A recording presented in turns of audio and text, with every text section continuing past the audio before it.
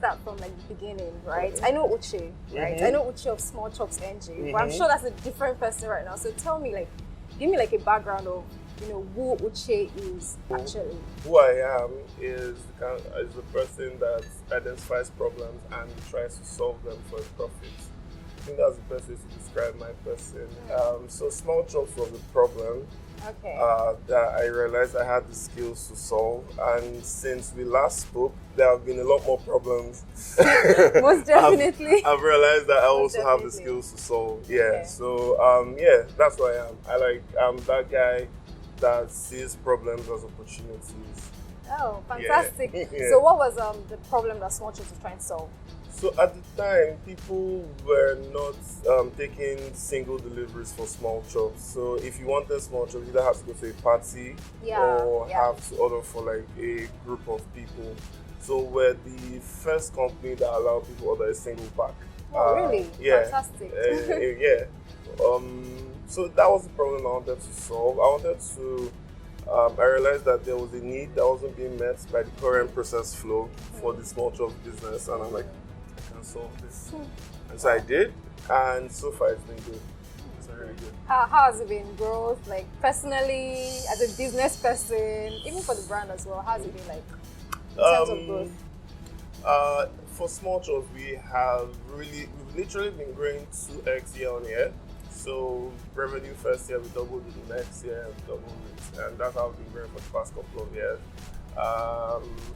Personally, I have been more in tune with my skill sets and my advantages, and I've realized that opportunity waits for no man. Yeah, so I'm more proactive about seizing opportunities now.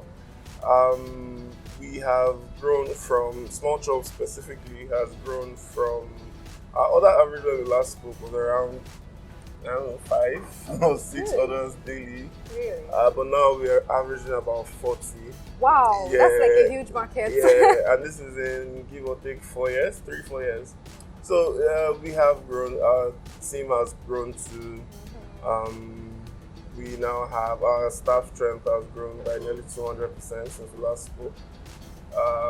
We have also opened 2 new kitchens since we last spoke. Yeah, so a lot has actually happened since we last spoke. So now we have 3 locations across Lagos and a staff strength of about 20. Wow, that's really huge. So do you do like outside Lagos? Do you do orders outside Lagos or just Lagos?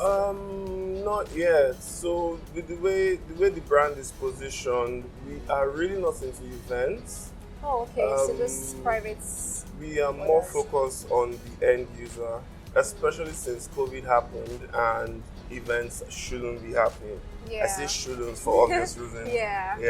So working out of state requires us to establish a presence in that state.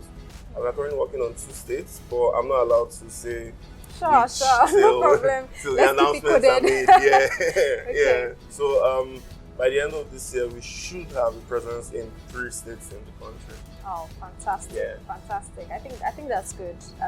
I'm always very impressed when I hear growth stories. That's fantastic. Thank you. I remember the first time we spoke was around growth too. Yes, it was, and you were just kicking off that time. So it's a different story entirely now. What's your greatest asset when it comes to managing businesses? I would say my greatest asset is my intuition. How? It's not an exact science, but you know that gut feeling that you get when you're faced with certain scenarios or challenges, and you just know that this is what you're supposed to do. Or when someone presents you with some information that you just know is not correct or it doesn't work that way. But then the intuition, I wouldn't say it's just a gift. It's more, it's sort of like, it's been fine-tuned over the years because I've always been learning about, especially around business, around problem solving, around market behavior, around economics, technology. So I guess all that knowledge just stays somewhere in your subconscious, and when you're faced with a challenge that fits into that knowledge that you already have, your mind tells you this isn't right. You may not exactly know why immediately it's not right, but it will give you enough reason to pause and like reflect and like, okay, let's pause, let's confirm. So I'll say that was one of my biggest assets. I can give you a lot of examples. Give me more. Okay, so when we started out Small Chops, at first we were working from a small kitchen in Surulere. And then when we moved into our own space, initially it was a very small space in Anthony, and then we moved to Surulere. And when we moved to Surulere, because I was taking my staff from Anthony that's Maryland Axis, to Surulere, I factored in the accommodation. So I'm like, okay, I'm not going to change my entire staff strength because I'm changing locations. At the same time, we can't exactly afford to increase your salaries, you understand? And so I said, let's provide for accommodation for the staff. And so we did. We provided rooms for the staff to sleep in during the week while they're working. Wow. And this was just me being intuitive and trying to help my staff out. But then when COVID happened, we're still coming to that. they could lock down at the office. So we didn't need to shut down at all because we just locked off the office. We didn't allow walk-in orders. Everybody has to deliver. But my entire staff strength, they had accommodation, they were comfortable, they had food, they had internet. And it wasn't there was no business, there was no immediate business. It wasn't like I figured, the cost factor of this. I just felt like I need to make my staff comfortable, and then it came back to pay me. Or I could also say, when I started to feel like the Surulere kitchen, I wasn't comfortable with the crowd because of COVID. I know you're serving people food. You really don't want any of those things. Sure. And my guts told me, pause on Surulere, move to the other two kitchens for the meanwhile. And then a week later, it became a COVID hotspot in Lagos. So you had intuition. Yeah, so I would say that's like one of my biggest assets, my intuition. I just happened to, a lot of the time, my first gut instinct is usually correct. But then I don't allow it get to my head. Yeah, so I just let it, I allow it give me reason to pause. Yeah. Fantastic. Yeah. I'm going to take it back to COVID. Okay. Right? So, I mean, in 2020, nobody expected what happened. It just came in and everything just like came to like a pause, right? How were you able to navigate? What were, like, I'm sure, I mean, you mentioned the challenge with, hosting your stuff and everything, but how was it like at the start? Like, when it came, COVID, pandemic, lockdown, stay at home, don't go anywhere, 2 weeks, and then it went 1 month, and then almost half the entire year. How was it like? Tell me about it. It didn't take me personally by surprise. I have mentors, I have friends. Everyone's like, oh, it's not going to get here, it won't be that bad, they're going to lock it down.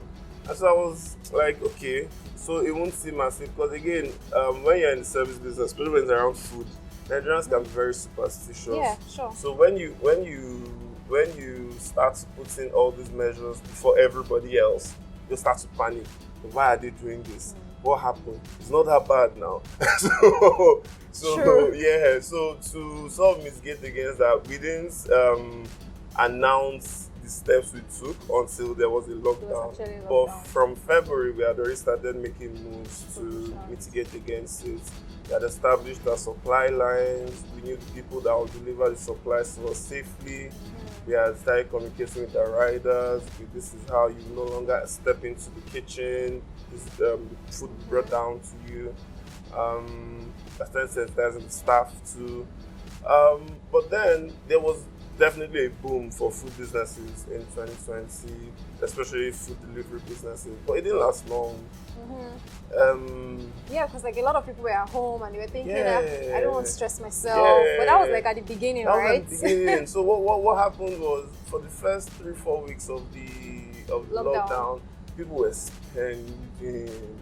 So there was a boom. People that would not normally order food out, they have the choice anymore. They have to start ordering food from people. You understand? So, but then what I noticed was, did you order from us though? Yeah. Okay.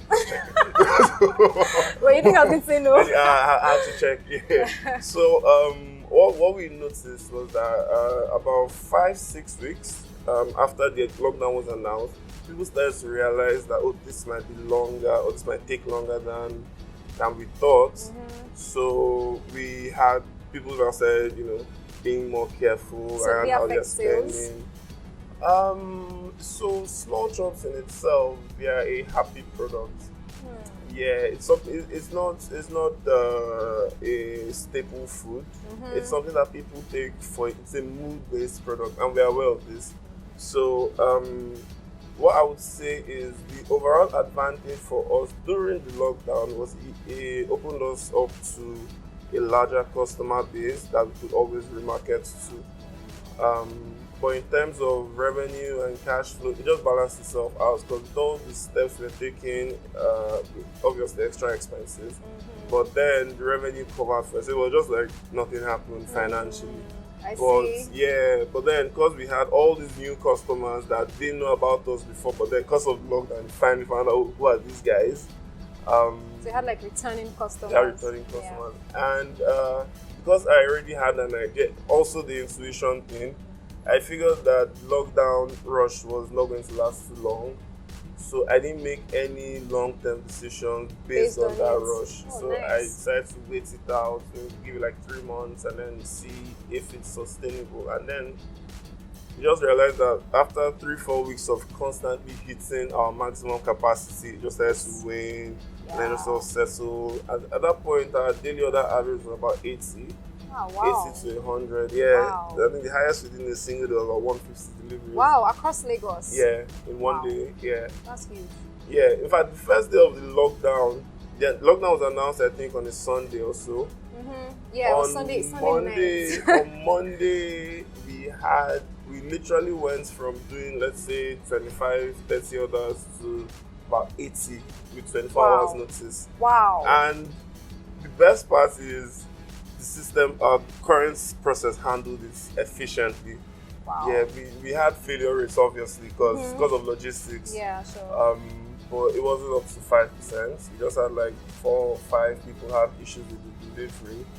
So that gave me some confidence, like yes, I can do this. People are good.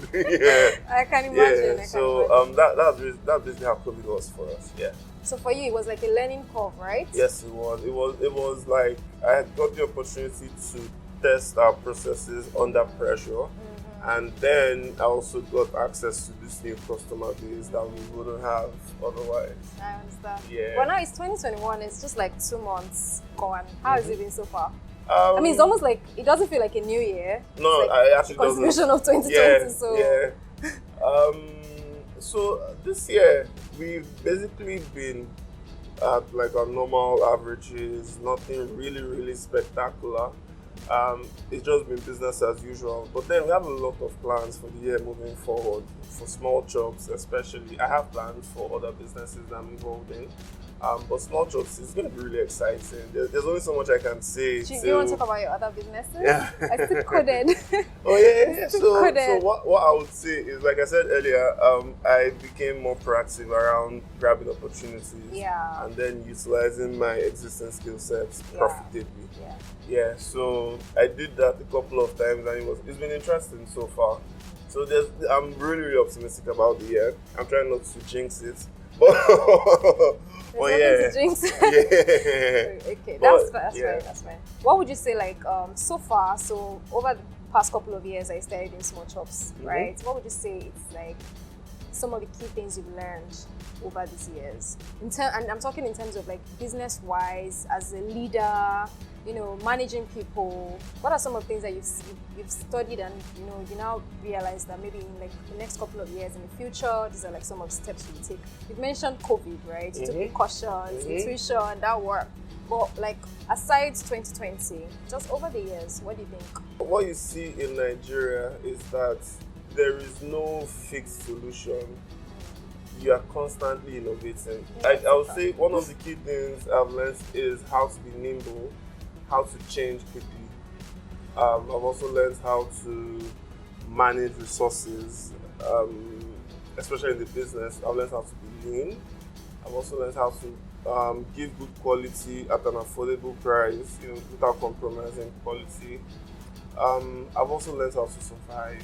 You can't live in Nigeria and not learn how to survive. That one is so I've learned how to survive, because surviving in Nigeria can be a book in itself. Yeah. Surviving in Nigeria as a business person, it's another a different book. thing. Yeah, so you're constantly fighting with, your supply chain, procurement, cash flow, people trying to be funny. True. We had, like, for example, in December, we had a series of terrible events, in the sense that people were making payments to our accounts and they were reversing, and they were not letting us know. Wow. Yeah. Oh my so God. we just noticed that 2 Money days to wasn't coming Christmas, in. we're now trying to do our accounts. Like, wait. We got a lot more than this. What's going on? And then we had to start tracking people down. We noticed that we didn't get your payment. I said, but I sent it. And then some people were like, oh my God, yeah, I just noticed the reverse. Yeah. So that was terrible. So we had to move our entire collection process online with Paystack. So now we don't give out our account numbers anymore.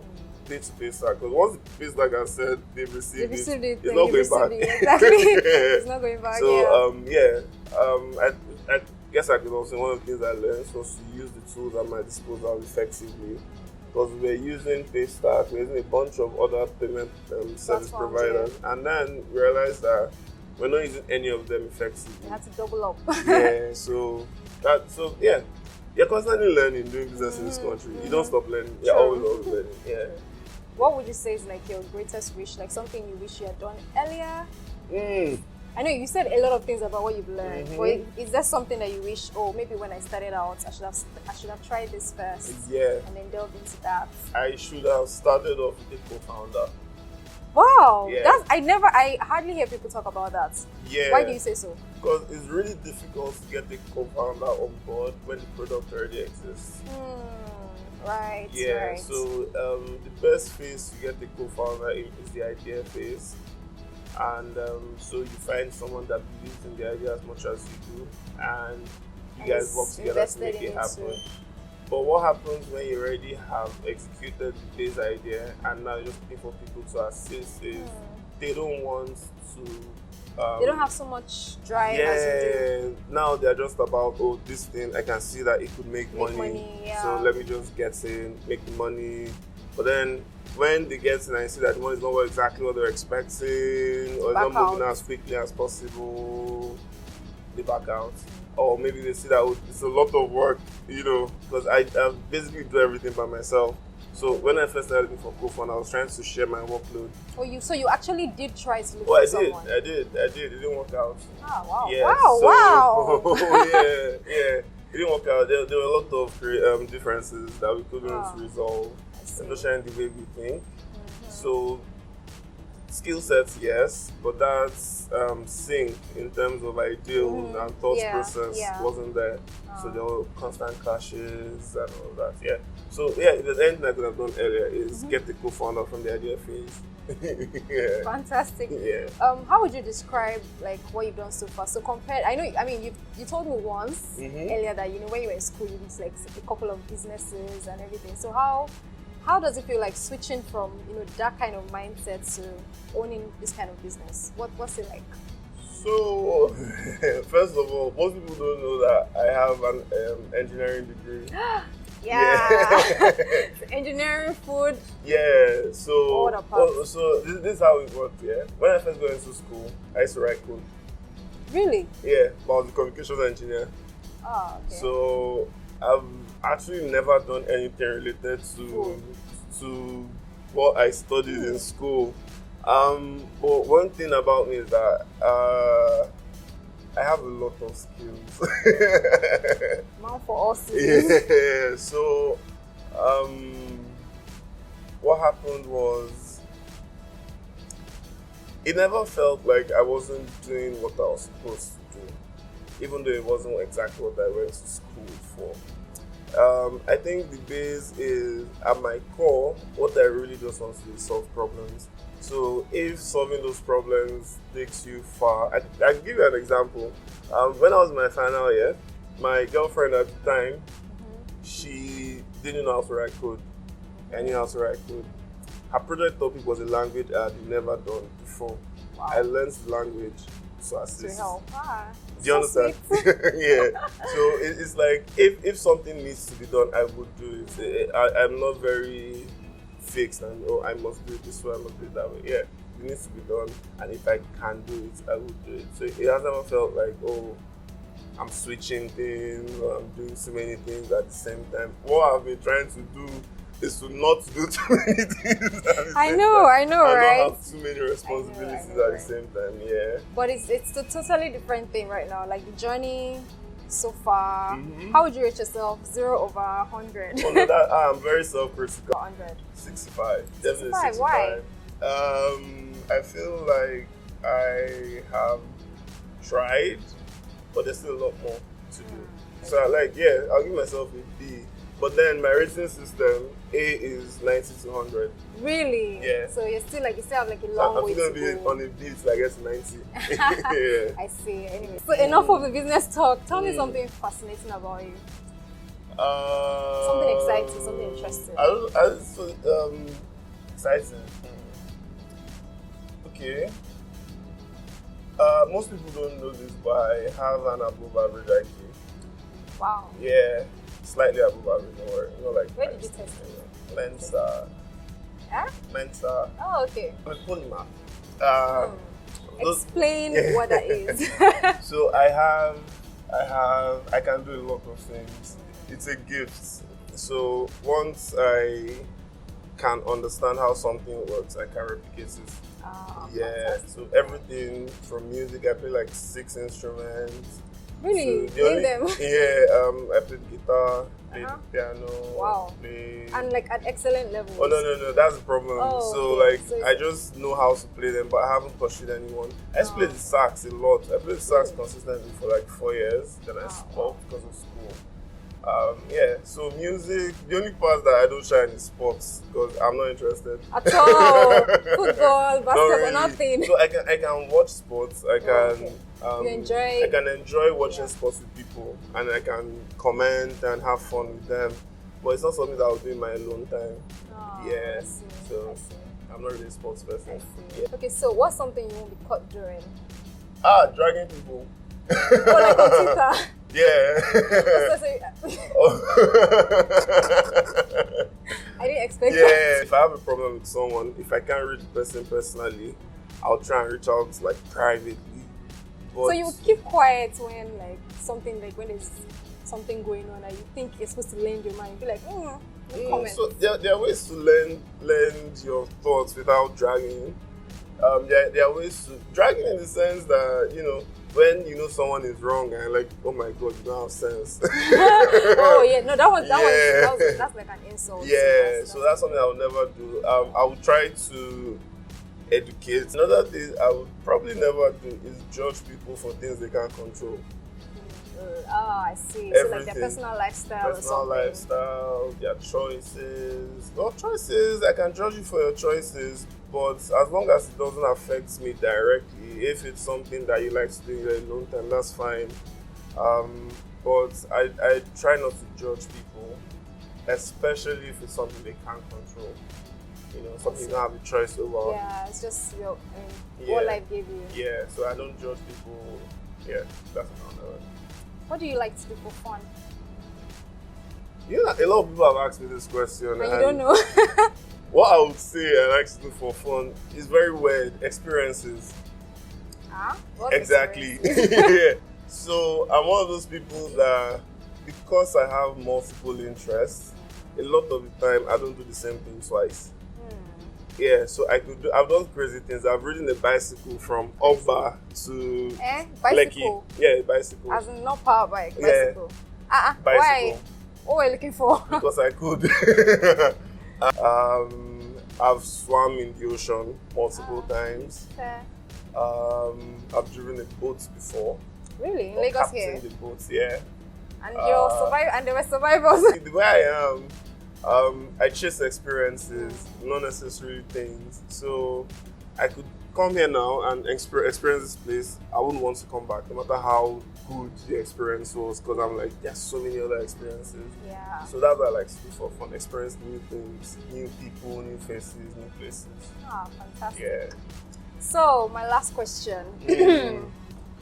Drum roll. Okay. So if you had an opportunity to like wish for 3 things right now, what would they be? Is it Will Smith that will be doing the wishes? Cover space. just asking. Ooh. Okay. 3 things off the top of your head. Yeah, 3 things. And there are no rules. No rules. No rules. Nah. Sweet. Okay, so I guess the very first thing I would wish for is from 2023 for the next 16 years. Let the right people be in government. That's my number 1 wish. Okay. That we need at least 16 years of good government in this country. I say 16 because everybody believes the second term is their right. So let's say 2 people, 16 years. But that's one of my biggest wishes. Change in direction. Yeah, we need to be put back on the right track, and we can't do that unless we have like good leadership. The second thing I would wish for is unconditional happiness. I thought you were going to say unconditional love. I was going to be like, huh? No, happiness. Love is an offshoot of personal happiness. You can't love people if you're not happy. Right, right. Yeah. So, yeah, unconditional, like, you don't need anything to be happy. You're just happy. I'd love that. Yes, it's like an amazing place to be. Yeah. And that's what I'm striving for. Well, in this, the way the world is set up, you must spend money to be happy. You can't just be happy. I don't think it's the world. I think it's Lagos. True. So in the it's just how Lagos is wired. Yeah, maybe I'm not for Lagos. Maybe that's what that means. Yeah, maybe 16 hours. maybe. And then third one, the ability to be anywhere in the world. Everybody always wants notice. that. Yes, that would be so great. Imagine how much I'll save on cab and transport. Imagine your ability to appear and teleportation. Yes, that would be my third wish. All right. So, thank you so much for having me. Yeah, you're welcome.